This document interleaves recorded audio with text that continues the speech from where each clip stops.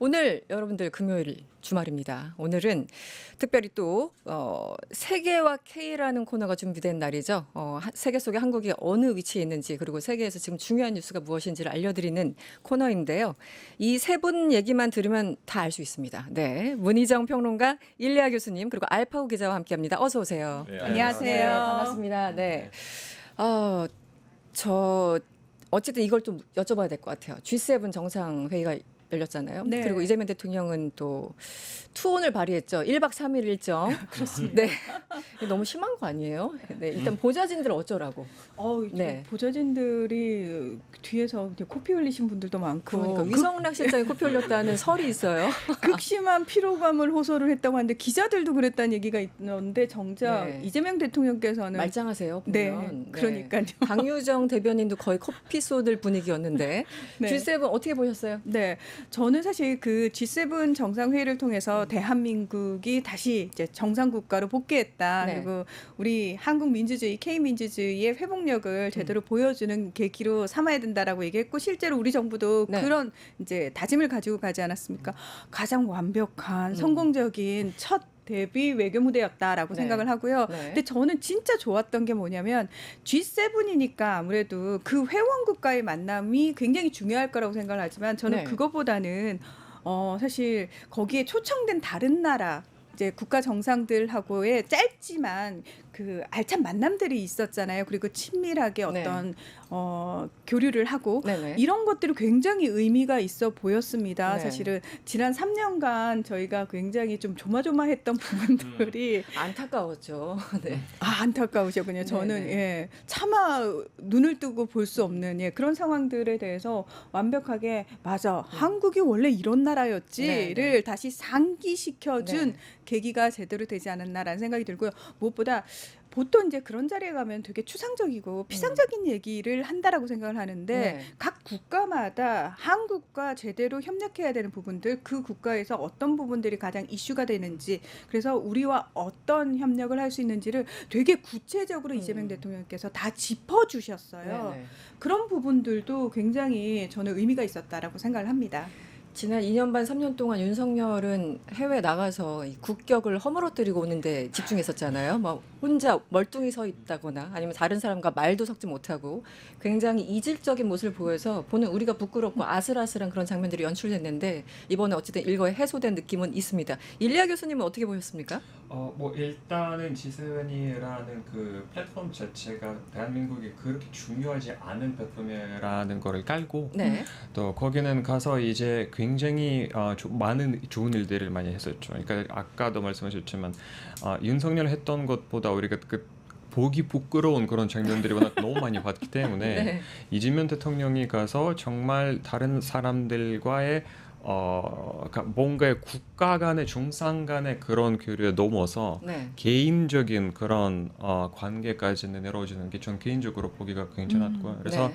아마 원픽으로 꼽자면 그거 룰라 브라질 브라질. 대통령이랑 네. 그게 연대감이 너무나도 그러니까 인간적인 차원에서 서로의 관계를 쌓아나가는 게 저는 배경이 개인적으로 비슷해요, 그렇죠. 둘이. 네, 배경이 네, 너무 네. 많이 비슷해서 그래서 이런 차원에서 외교를 하는 게 진지한 외교가 아닌가라는 생각을 가지게 됐습니다. 둘이 이제 약간 어깨 동무하면서 네. 근데 그 이제 제스처 하나가 많은 걸 의미하잖아요. 저 두 그렇죠. 분이 네. 어떻게 지금 수십 년을 살아왔는지를 이제 보여주는 장면이어서 상당히 그것도 좀 항상 이렇게 다독이는 정도가 아니라 완전히 거의 끌어안아. 서로의 그래서 저분들이 이번 처음이 아닌가라는 생각이 들 정도로 굉장히 마치 민주당 원로 의원 뭐 7선, 8선 의원이랑 같이 이게 돌아다니. 한 10수년 네. 사람들처럼 알파 기자님 어떻게 보셨어요?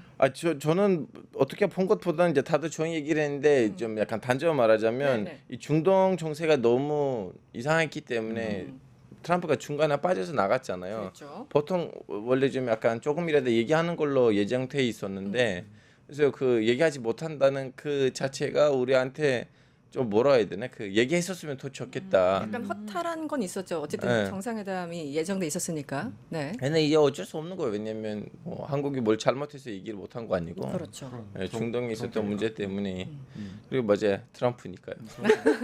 트럼프니까 모든 게 다 해석이 되는 그런 상황이죠. 알겠습니다.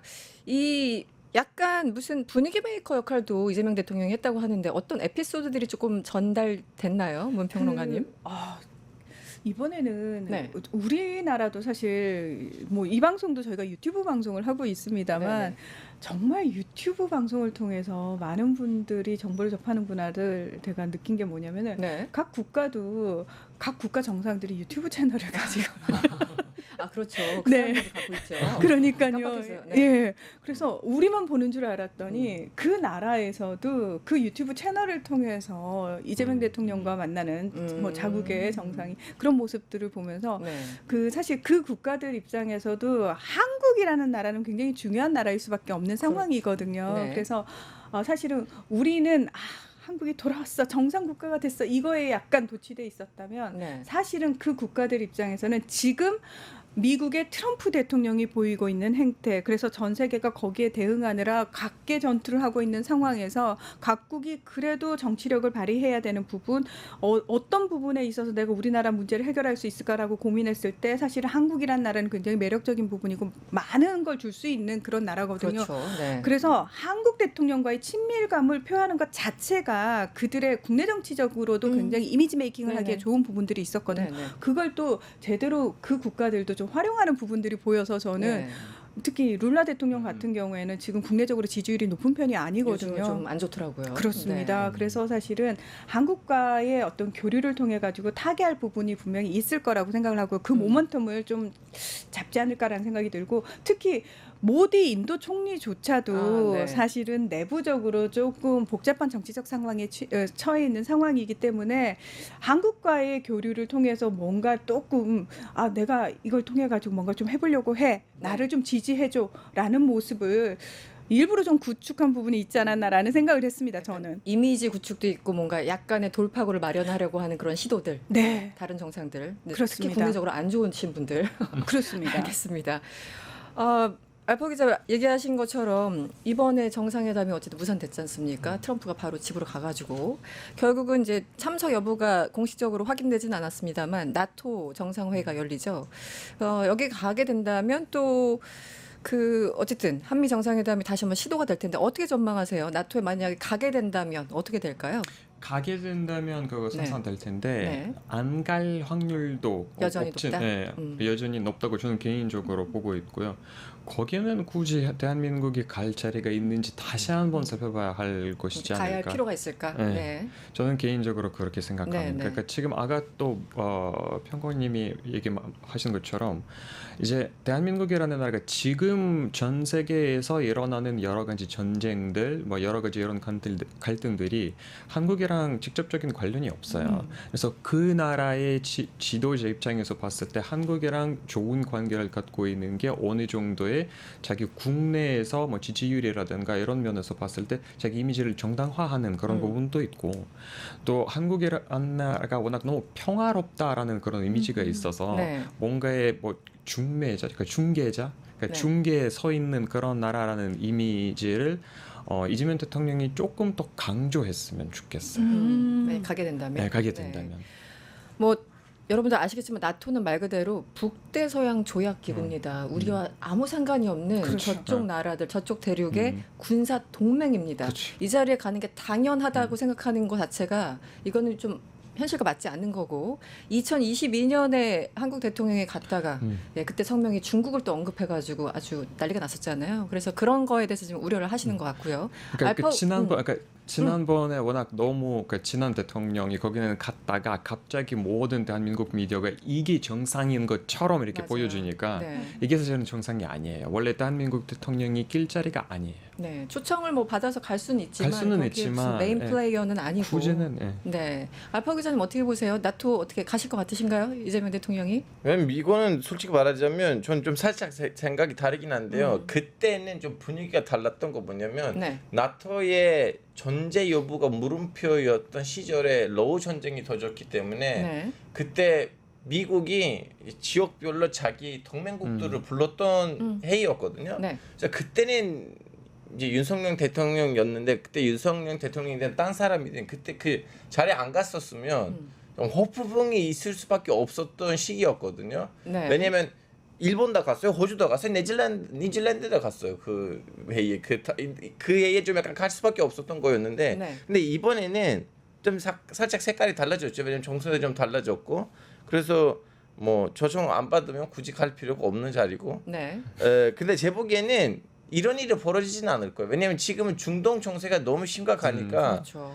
왜냐하면 미국이 지금 이란 전쟁에 개입하게 되면 60% 70%는 이거는 미국의 새로운 아프가니스탄 전쟁, 새로운 이란 전쟁이 될 건데, 이라크 전쟁. 네, 이라크 전쟁이 될 건데, 이러한 어질어질한 분위기 속에서 야 한국이랑 만나보고 우리는 방위급 분담비 좀 얘기해보자, 이 정신이 없을 거예요. 네. 사실 세계 모든 국가들이 우리나라 이 방산에 대해서 다들 관심이 엄청나잖아요. 그래서 기술도 뺏어가려고 하고. 그렇죠. 우리가 가진 게 많으니까 특히 이제 방산 쪽은 그래서 이런 그렇죠. 전쟁이 터지면 또 저들이 우리한테 무엇을 요구할 것인가 그냥 고이 사가는 게 아니잖아요. 뭔가 그렇죠. 엄청나게 요구할 텐데 그 외교적인 상당히 부담이 되지 않습니까? 그래서 저는 개인적으로 나토에 이번에 안 가시는 게 좋다고 생각을 하는데 우리가 반드시 가야 될 건 아니고. 저는 어떻게 보수 보세요? 언론을 중심으로 마치 나토 정상회의 간다라는 게 대통령실 내부에서 먼저 흘러나왔어라는 식으로 약간 프레임을 지금 만들고 있다고 분위기 생각하거든요. 조성 중이죠. 네, 그래서 저는 그 분위기 조성에 저희가 절대 휘둘리면 안 된다라고 생각을 하고요. 나토 정상회의는 뭐 어쩔 수 없는 상황이었다라고 얘기는 합니다만 그러고 나서 우리가 빼앗긴 게 얼마인지를 생각을 해야 돼요. 예, 맞아요. 빼앗긴 게 얼마인지를 우리가 그때 계산을 해야 최성목 됩니다. 발언도 있었고요. 그렇습니다. 네. 그래서 이번에는 진짜 우린 너무 좋잖아요. 저희 일단 한번 갔다 왔고요. 지금은 국내 문제에 조금 집중을 해야 될 때인 것 같습니다. 네. 핑계 얼마나 좋습니까? 대통령 된 지 한 달도 안 됐거든요. 얘기할 수 있잖아요. 예. 2주밖에 안 됐습니다. 2주밖에 안 됐는데. 그러니까요. 그래서 어떤 식으로든 나토 정상회의는 저는 가지 않는 게 맞다라고 생각을 굳이 합니다. 갈 필요 없다. 네. 지금 상황에서. 알겠습니다. 하나만 더 짚죠. 뭐 한일 정상회담은 그래도 무사히 잘 치러졌습니다. 어떻게 보셨나요? 일단 뭐 미래 얘기를 많이 했던 거 미래지향적 뭐 이런 얘기를 많이 했던 것 같은데 한일 정상회담 평가를 좀 해주시면 어때요? 그러니까 그냥 원론적인 얘기를 하다가 끝났어요. 네. 그게 정상이라고 저는 개인적으로 봐요. 그러니까 이것도 보수 언론에서 나오는 프레임인 것 같은데 민주 대통령이 무조건 반일 감정을 뭐 불러일으키다. 근데 꼭 그렇진 않아요. 이재명 네. 대통령이 굳이 뭐 일본 쪽에서는 도발이 아닌 이상 딱히 일본이랑 우리가 싸울 게 없고 네. 또 이제 그 뭐 처음에 만났고 또 그 일본 내에서 이시다 시게루 이시바 이시바 시게루 총리 같은 경우는 되게 사실은 친한파에 가까운 그런 분이기 때문에 네. 그 사람과 만나서 어느 정도의 개인적인 관계를 쌓고 난 다음에 앞으로의 조금 차차 이제 그런 외교적인 노력을 하면 되는 그런 상황인 것 같습니다. 네. 거기에 더불어 이시바 총리는 그 자민당 안에서 비주류이거든요. 그렇죠. 비주류예요. 그렇다고 하더라고요. 비주류이다 네. 보니까 오히려 우리는 이제 대한민국의 국익을 흔들리지 않는 차원에서 이시바 총리한테 힘을 실어주고 그분이 좀 자민당 안에서 좀 더 좋은 자리에 있을 수 있게끔 해주면 또 우리한테 좀 약간 긍정적으로 들어올 거 있기 때문에 네. 저는 뭐라고 해야 되나 전략을 잘 짜고 가면 오히려 이길 것들은 많지 않을까. 그러니까 이시바 총리가 그래도 뭐 친한까지는 아니고 지한파 정도 되죠. 뭐 한국에 그 대해서 정도, 많이 네. 알고 또 그 기존의 뭐 기시다나 아베나 이런 총리들과는 좀 전혀 결이 다른, 다른 네. 얘기를 하시더라고요. 그래서 오히려 기회일 수 있다. 뭐 이런 얘기를 하시는데 일단 좀 봐야 되겠습니다. 어쨌든 이번에는 미래지향적인 관계를 유지하자. 그리고 과거 트랙과 이 경제 이쪽은 좀 분리해서 가자. 뭐 이런 얘기를 하셨던 것 같습니다. 네, 이스라엘과 이란 분쟁으로 넘어가 보죠. 벌써 13일에 공격을 했습니까? 이스라엘이 7일 됐어요. 7일 됐나요? 네. 어떻게 보고 계세요? 지금 현재 상황을 중동이 달라지고 있어요. 어떻게 달라지고 있어요? 국경들 달라질 거예요. 이대로 가면. 이대로 간다면 예. 전쟁 이어진다면 왜냐하면 네. 이미 2주 3주 전부터는 한 달인가 그때부터는 중동에서 갑자기 미국과 대사관에 있는 대사님들이 이 말하고 있었어요. 중동이 지금 1차 대전 당시에 프랑스하고 영국이 맺었던 사이스피코스 협정에 의해서 생긴 지역인데 네. 이 지역이 우리한테 뭐 무슨 평화를 주겠습니까?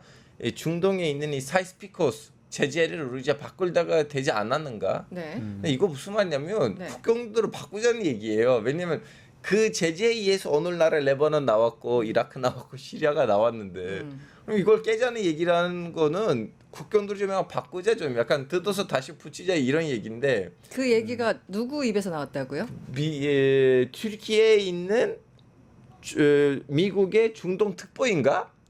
그러니까 미국 사람? 예, 쉽게 미국 예. 미국 사람이? 예. 아 물론 나타냐후 총리는 작년부터 그 얘기하고 있어요. 우리는 네. 조만간 중동의 질서를 바꿀 거다. 그 뭐 이스라엘에 뭐들 하는 얘기니까. 네. 또 이렇게 말이 뒷받침됐고 사람들이 이 말을 이제 시리아 특보이니까 시리아랑 관련된 얘기인가라는 말로 받아들였는데 네. 지금 이란 전쟁이 터지니까 네.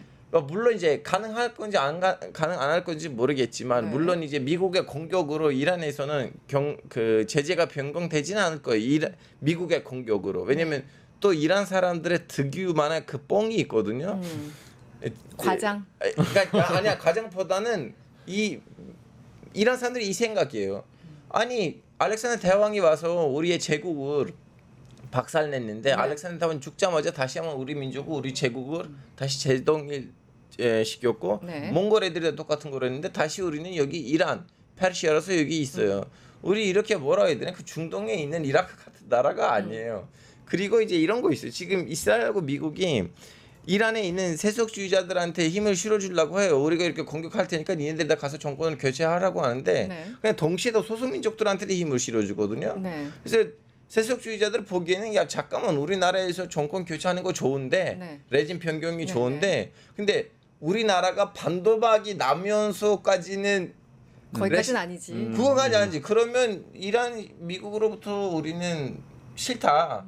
우리는 일단 우리 우리 국경이 동일돼 있어야 되고 네. 그 다음부터는 레짐 그 변경으로 우리 얘기를 해야 되는데 지금 우리나라가 반도박이 날 거라면 차라리 그러면 우리나라에 있는 이 신종 체제에다가 붙어서 미국하고 이스라엘 공격을 그 뭐라고 해야 되나 제외해야 돼요.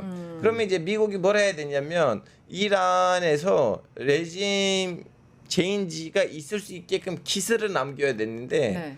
그 기술을 어떻게 남겨야 되는지는 모르는 건. 근데 이제 이스라엘이 너무 많이 압박을 하고 그런 식으로 로비도 이제 뒷받침이 되니까 네. 중동에서는 이대로 가면 조만간 더 큰 전쟁들이 일어날 거예요.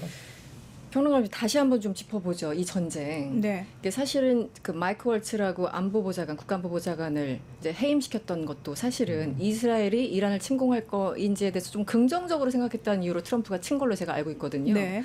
근데 어쨌든 전쟁 안 하고 자기는 평화주의라고 주장하는 자가 이제 트럼프잖아요. 그렇죠. 그런데 이스라엘이 어쨌든 공습을 했고 여기 지금 약간 끌려 들어가는 상황인데 어떻게 일단 이스라엘이 이란을 침공할 거는 예상은 좀 하셨나요? 네. 이 부분과 관련해 가지고 사실은 이스라엘이 이란을 공격하고 싶어 한다라는 얘기가 몇 달 전부터 계속 그 얘기 나왔는데 나왔죠. 네. 미국 정부 차원에서 안 된다라고 계속 눌러놨죠. 눌렀다라는 얘기가 미국 주류 언론을 통해서 몇 달 전부터 계속 흘러나왔잖아요. 그럼 그걸 통해서 우리가 뭘 볼 수 있었냐면은 트럼프 대통령은 우리 이거 이란하고 일단 대화를 좀 풀어보고 거기서 니들 일단 가만히 있어. 설치지 마라고 네. 눌러놨는데 네. 지금 사실은 이게 빵 하고 터진 시점이 하필이면은 15일 날 이란과 미국 간의 6차 핵 협상을 앞두고 네. 13일 날 기습적으로 했잖아요. 이틀 전에. 그렇습니다. 네. 이거 자체는 사실 트럼프 대통령의 의지라기보다는 미국 정부의 의지라기보다는 네타냐후의 개인적인 국내 정치적인 어떤 목적 때문에 급하게 터트린 거라고 볼 수 있는 상황이거든요. 네. 그리고 우리가 지금까지 확인한 게 뭡니까? 이스라엘이 무슨 짓을 하든 미국은 공개적으로 비판도 할 수 없고요. 척을 질 수 없는 상황이에요. 그러니까요. 네. 이스라엘이 항상 문제를 빵 하고 터뜨리면 뒷수습은 미국은 울며 겨자 먹기로 할 수밖에 없어요. 거기다 싫은 소리 1도 안 합니다. 할 수 없는 상황이니까. 뭐 물밑에서야 바이든 전 대통령도 네타냐후 총리한테 막 경로했다 이런 얘기 나오잖아요. F월드 나왔다고 네, 하던데요. 그러니까요. 네. 그 물밑에서는 그런 얘기가 나오든 말든 간혹가다 주류 언론을 통해서 그렇게 화낸 적이 있어라는 얘기가 흘러나올지언정 공식적으로는 미국과 이스라엘은 운명 공동체일 수밖에 없는 상황이거든요. 네. 결국은 지금 상황에서 트럼프가 과연 어느 쪽 정보에 더 귀를 기울일 것인가의 문제라고 저는 생각을 해요. 네. 사실은 이란의 핵과 관련해서 네타냐후가 주장하는 게 그거잖아요. 아니 얘네 곧 핵무기 만든다. 그 말을 임박했어. 96년부터 96년부터. 저는 예. We don't have time. 그게 96년부터 그러니까 그 말을 사실은 이런 식으로 반응을 했잖아. 아, 네타냐후가 하루 이틀 그 얘기했어요라는 반응이었는데 이번에는 어떤 정보가 들어갔는지 모르겠지만 트럼프 대통령한테 실제로 이게 약간 임박했대는데요라는 식의 정보가 많이 들어갔다라는 네. 거 아닙니까? 그리고 주변에서는 아니 그건 아닙니다라고 실제로 DNI 국장 같은 경우에는 루시가 아니 그런 기미가 전혀 보이지 않습니다라고 네, 얘기를 우려하는 기미 안 했는데 보인다. 네. 그랬는데 저는 과연 트럼프가 이스라엘 쪽에 힘을 실어줬느냐? 그거는 우리는 진실을 알 수 없다고 생각해요. 중요한 건 이스라엘 빵하고 터뜨렸기 때문에 트럼프 입장에서는 고할 수밖에 없는 네. 상황이 펼쳐졌다는 거고요. 네. 자, 그럼 지금 상황에서 트럼프는 계속 엄포를 놓을 수밖에 없죠. 원래 트럼프는 그런 사람이니까 강하게 얘기를 하는 거죠. 그러면서 이란한테 계속 그 얘기. 우리 하메네이 어디 숨어 있는지 알아. 어떻게 그런 얘기까지 하면서 죽기 싫으면 나와 거의 이런 거잖아요. 그렇죠. 네. 근데 저는 이게 사실은 선을 넘은 발언이라고 생각을 하는 거예요. 그렇죠. 네. 자, 이란 내부적으로 그 전에 히잡의 반대 시위, 반정부 시위 많이 펼쳐졌었죠. 그런데 문제는 뭐냐면 이들이 요구하는 건 그거예요. 바꾸더라도 우리 힘으로 바꾸기를 원하지 외세의 힘에 의해서 바꾸게 되면 이게 어떤 상황이 펼쳐지냐면 이란 정부가 계속 그 얘기했거든요. 물론 네타냐후나 미국에서는 이란 정부와 이란 국민을 계속 분리하면서 네. 니들은 굉장히 훌륭한 국민들이잖아. 그런데 니들 정부가 나쁘잖아. 그러면 이 정부를 바꿔야 되지 않겠니? 네. 분리 정책 계속 썼단 말이죠. 그러면서 네타냐후가 계속 이란 국민들을 향해서 그 사인을 보내잖아요. 시그널을 보내고 메시지를 보내고 직접적으로.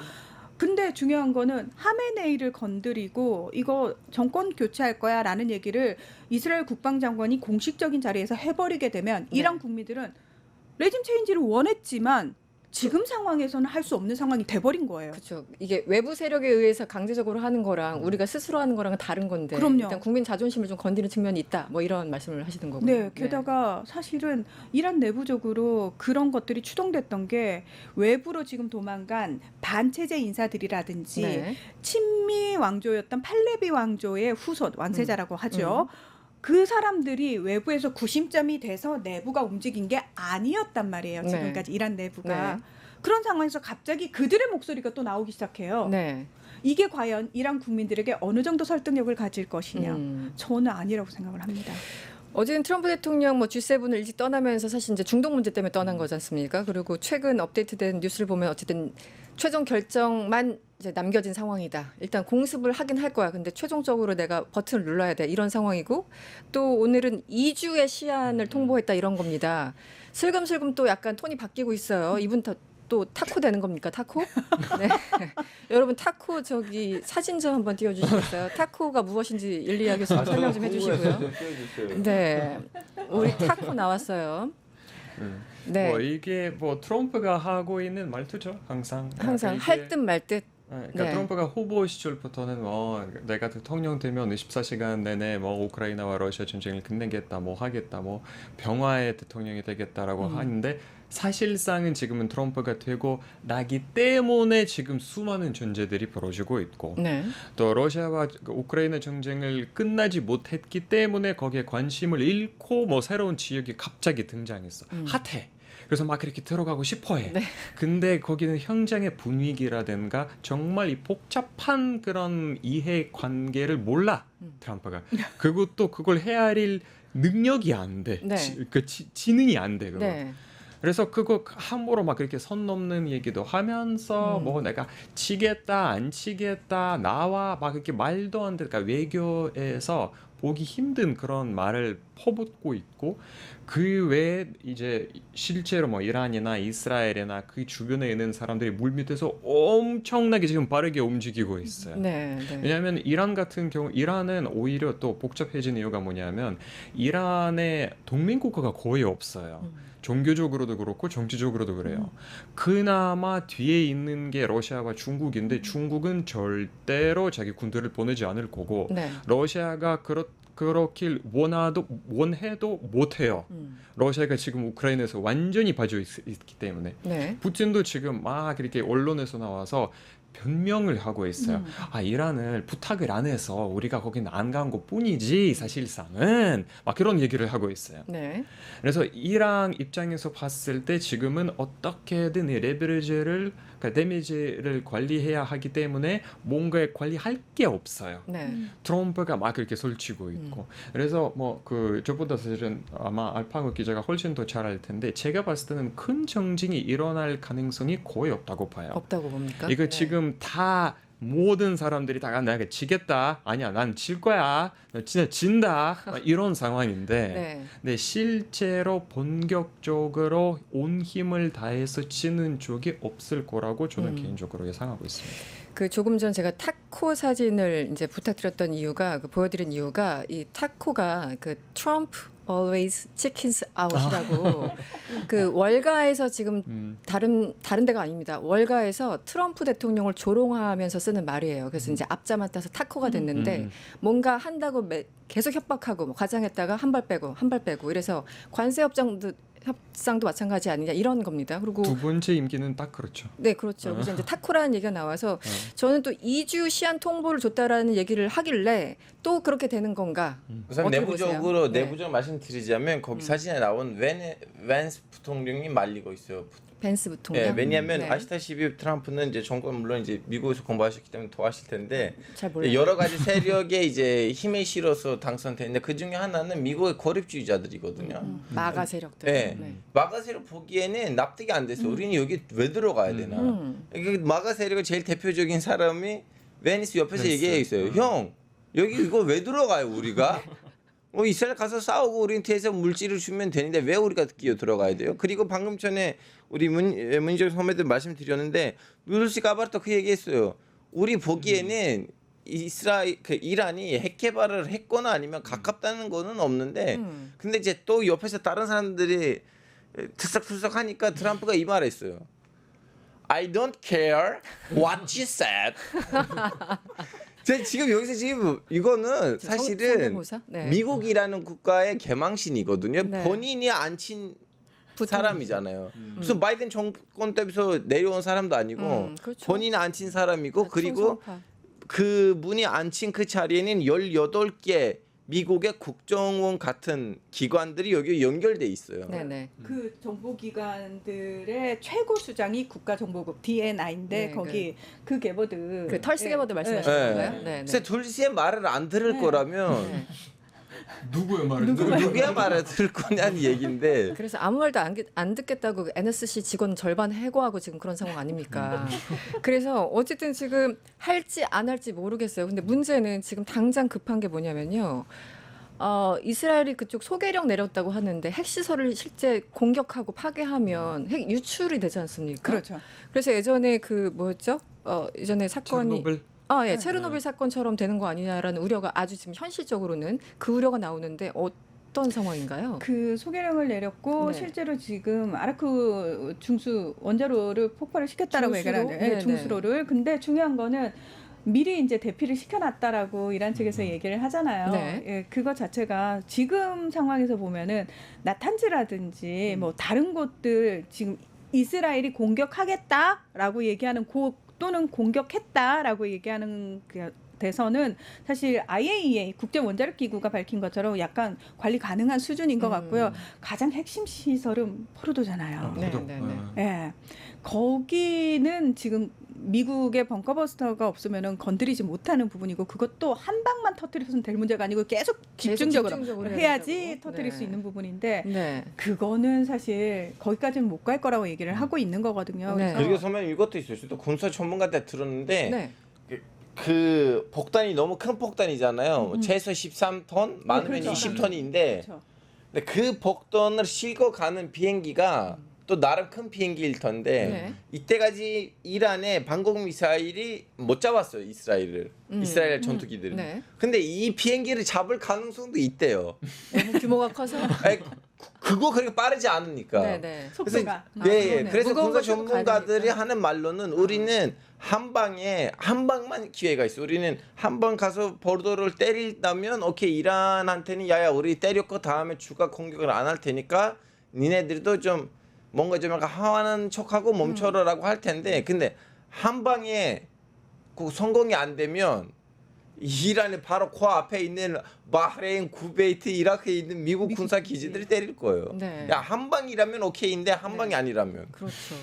그리고 어쨌든 그 공격하기 시작하면 이란 지금 팔짱 끼고 기다리고 있지는 않을 거잖아요. 어쨌든 여러 대가 와가지고 벙커버스터가 수십 대가 와서 이제 때려야 될 텐데 그렇다면 이란이 가만히 있을 것 같지도 않고 엄청나게 피해를 본다면 말 그대로 주변국들까지 이제 확산되는 거고 정말 걷잡을 수 없는 네 중동의 또 평화는 물 건너간 상황이 아닐까. 우리 그 언론 보도를 보면 되게 이상한 지점이 뭐냐면은 뭐죠? 이란의 피해 사실에 대해서는 굉장히 많이 나오잖아요. 네. 근데 이스라엘은 계속 그 얘기하거든요. 우리 방공망이 너무 작동을 잘해가지고 거의 다 막아냈어라는 얘기만 나와요. 인명 손실 거의 없었다. 그렇죠. 아. 그런데 실질적으로 지금 이스라엘 같은 경우에는 이란이 때리고 있는 지역이 어디냐면은 네. 인구 밀집 지역이에요. 근데 이스라엘이라는 땅덩어리 자체가 워낙 작기 때문에 인구 밀집 지역이 아닌 곳이 거의 없는 상황에서 예. 때리고 있단 말이에요. 그러면 피해를 봤을 때 이란이라는 곳은 영토 자체가 광활한데 그렇죠. 네. 이란은 네. 이스라엘은 아주 작은 곳에 1,000만 명의 사람들이 모여 살고 있고 여기에 우린 군시설을 때렸어라고 해도 그 군시설이 다 어딨냐면 거기 밀집 지역 안에 있단 말이에요. 네, 네. 그래서 90%를 막아내도 10%가 뚫고 들어가면 피해가 엄청나게 나오는 거거든요. 네, 네. 근데 신기한 게 이스라엘의 피해 사실과 관련해서는 적나라한 얘기가 거의 안 나오고 있다는 보도가 거예요. 그러면 일단은 이란에 비해서는 많지는 않을 건데 물론 이스라엘 지금 어느 정도 통제하고 있고요. 웬만큼 모든 영상들을 통제해 그렇죠. 있어요. 그래서 국방부는 이제 뭐 틱톡이나 아니면 인스타그램을 통해서 영상이 나오면 국방부 측에서는 그 영상을 삭제하거든요. 그러면 불구하고 그래도 새낸 영상들은 이제 알자지리의 계정에 나오긴 한데요. 네. 그 숫자가 비교적으로 적을 수밖에 없는 거는 쉘터 하우스예요. 이스라엘이 91년 때 이라크가 때리고 난 다음에 그때 사담 후세인 시절 때 법을 개정을 했어요. 집 건물 만들 때는 이제 그 인구수만큼 네. 쉘터 하우스를 만들어야 돼요. 그래서 아. 쉘터 하우스에 들어가니까 사람들이 잘 안 죽는 건데 근데 이제 때렸어요. 사람들 쉘터에 들어갔어요. 안 죽었는데 밖에 나가 보니 건물을 쓸 수가 없어요. 다 부서지잖아요. 네. 근데 어제는 여의도를 때렸어요. 이란이. 그 텔아비브의 여의도 같은 동네를 때렸어요. 인구 엄청나게 밀집된 그것보다는 지역. 경제 중심지예요. 네, 네, 네. 근데 거기 건물 이렇게 높은 건물 하나가 지금 쓸 수가 없어요. 네. 알겠습니다. 이게 실시간 변화한 얘기들이어가지고 참 다양한 얘기를 듣고 싶은데 시간이 다 돼가지고 네. 시간이 훌쩍 넘어갔습니다. 여기서 마무리를 하겠습니다. 세계와 K 시간이었고요. 문희정 평론가 일리아 교수님 그리고 알파고 기자와 함께했습니다. 오늘 고맙습니다. 네, 고맙습니다. 유튜브 구독하고 실시간 채팅과 댓글을 남기시면 매일매일 7천 TTCO를 드립니다. 참여 방법은 통통물 어플을 다운로드하고 회원가입과 로그인을 해주세요. 마이페이지에서 나의 회원 고유 번호를 복사해주세요. 유튜브 구독 후 실시간 채팅이나 댓글창에 고유 번호를 한 번만 입력하면 준비 끝! 지금 유튜브 채팅과 댓글 쓰기 참여하고 실천 TTCO 받아가세요.